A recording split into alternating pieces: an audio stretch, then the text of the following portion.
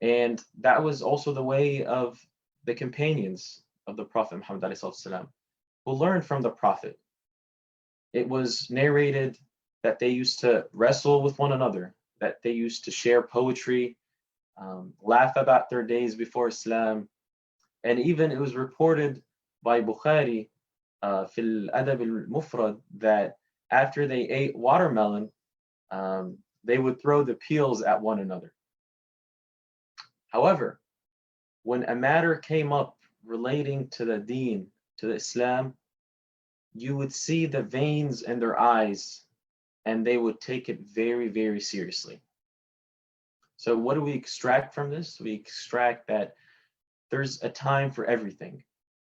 When it's something relating to our worship of Allah subhanahu wa ta'ala, we are to take it very seriously. However, in times where we're sitting with our families, with our friends, it's okay to be joking. It's okay to be playful. It's okay to have fun. And it's, like I mentioned, it's very important to understand that.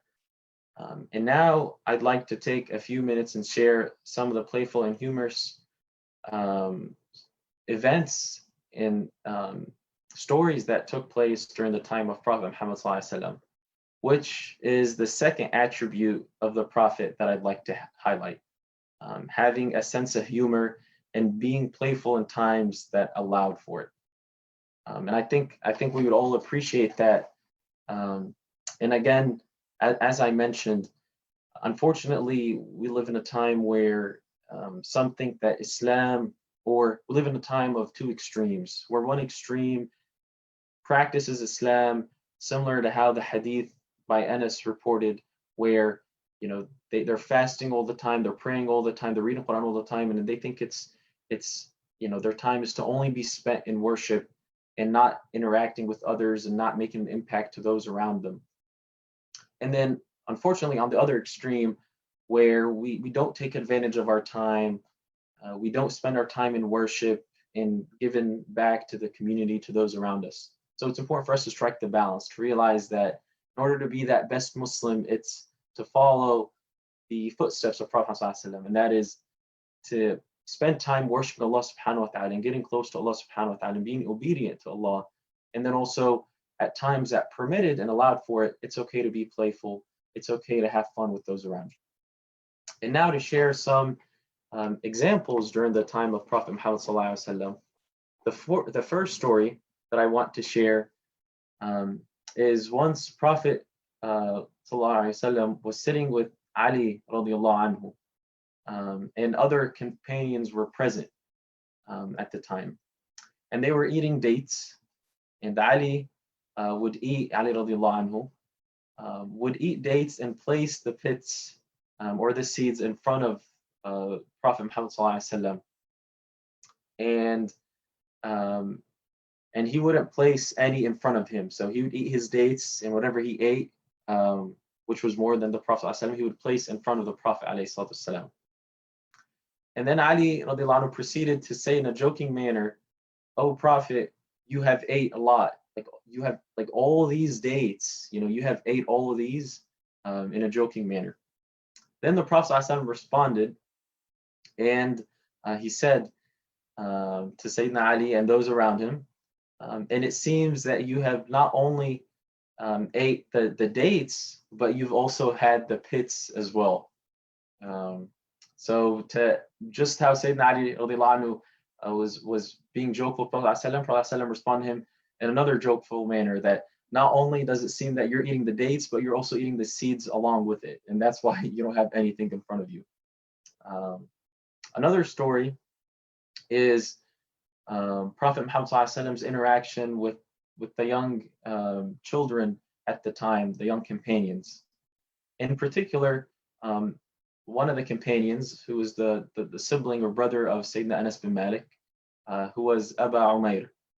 Prophet ﷺ heard that Abu Umayr, the young companion, had a bird, and his bird had passed away. So Prophet ﷺ, in order to share his sympathy, with the young companion, and also uplift his mood, he went and he looked for him, and he saw him out in the street, and he approached him, and he said, Ya Aba Umayr, ma fa'ala Nughayr. He said, "Oh Aba Umayr, what happened to Nughayr, or what did Nughayr do?" And Nughayr was the name of his bird. And then the young companion said, "Oh Prophet ﷺ, mata ya Rasulullah, he died, he passed away." And then both of them would laugh in a joking manner, so Prophet ﷺ uplifted the mood of the young companion. The Prophet ﷺ would ask him again, "Ya Aba Umayr, ma fa'ala Nughayr?" And then the young companion would say, "Mata ya Rasulullah," and then, "Ya Aba Umayr, ma fa'ala Nughayr," to lift the spirit of the young companion. And I guess a side point here is for us to, when we hear a hadith like this, or we hear a story such as this one, I'd like to highlight that there are so many benefits and lessons that we can learn from it, to the extent that um, Imam Shafi'i was reported to have extracted 70 lessons and benefits from just this hadith, just this interaction between Prophet Muhammad ﷺ and Aba Umayr. 70 lessons were extracted. So that highlights just the amount, how much we can extract and reflect on these stories so that we can implement in our lives. Imam Shafi'i, extracted 70 from one story. I really hope that as we discuss many stories and events, that we're able to at least extract a few in our daily lives. And even with the wives in his household, with the wives of Prophet Muhammad ﷺ, he was also playful and jokeful, and there were times where he shared humor with his wives. And in particular, one story, we know the hadith when Prophet Muhammad ﷺ was traveling and asked the group of companions which he was traveling with, he asked them to go ahead and go ahead of him and his wife in front of them, like make progress in front of them. And then he asked his wife Aisha radiallahu anha to if she would come down and if she would race with him, and she said yes. So they raced together. So that's an example of, no, Prophet ﷺ is not always serious. Prophet ﷺ can be playful and can have that interaction with those around him.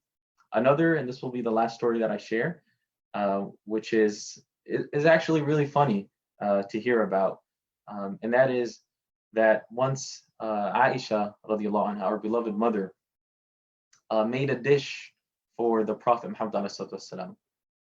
So the Prophet asked one of the mother asked, I'm sorry. So Prophet ﷺ asked another of his wives, one of the other beloved mothers, our beloved mothers. He asked her if she would join him.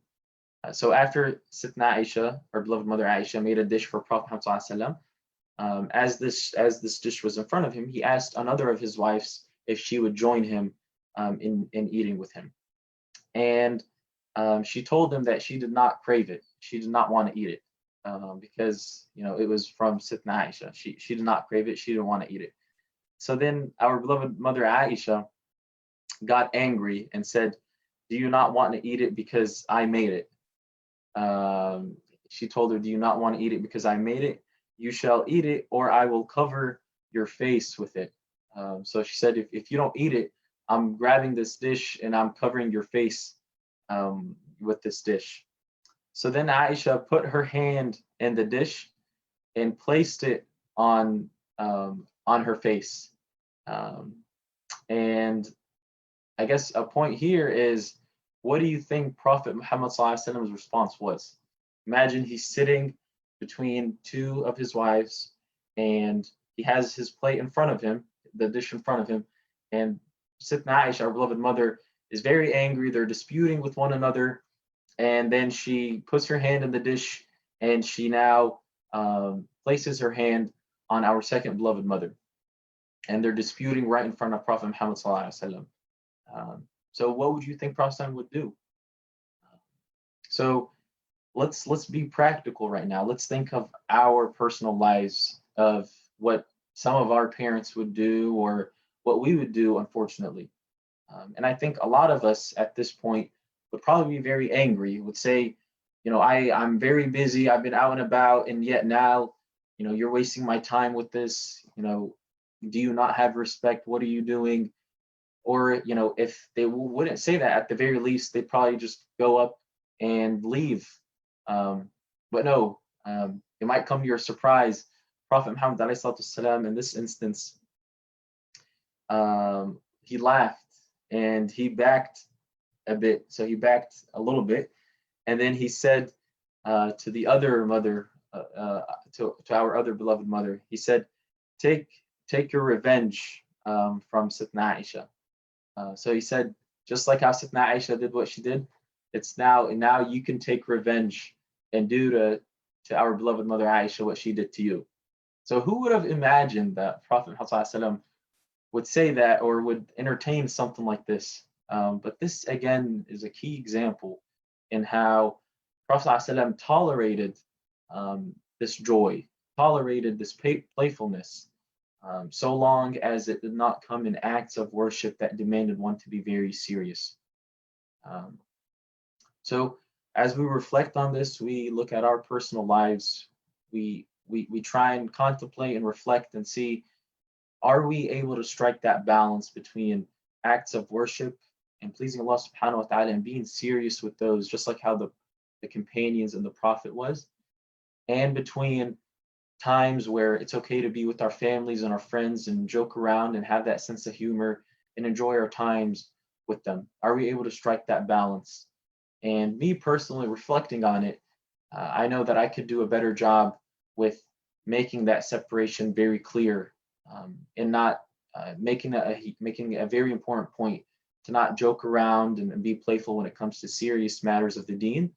But then also with my younger brothers and friends, it's okay to be playful and enjoy our times with one another, so long as we don't take away too much time of the worship and pleasing Allah subhanahu wa ta'ala. So with that, alhamdulillah rabbil alameen, I think we've concluded our discussion for our second attribute of Prophet ﷺ, which is having that sense of humor and tolerating playfulness and such when the time permitted.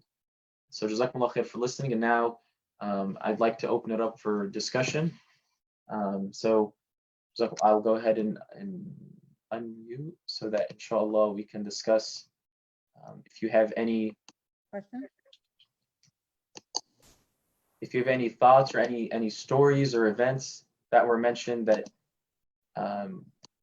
you personally connect with the most, or any stories that come to your mind, or ways that you think you could implement this into your life. So. Jazakumullah khairan. I really enjoyed this story. Wa iyyakum, barakallahu feek. Thank you for sharing.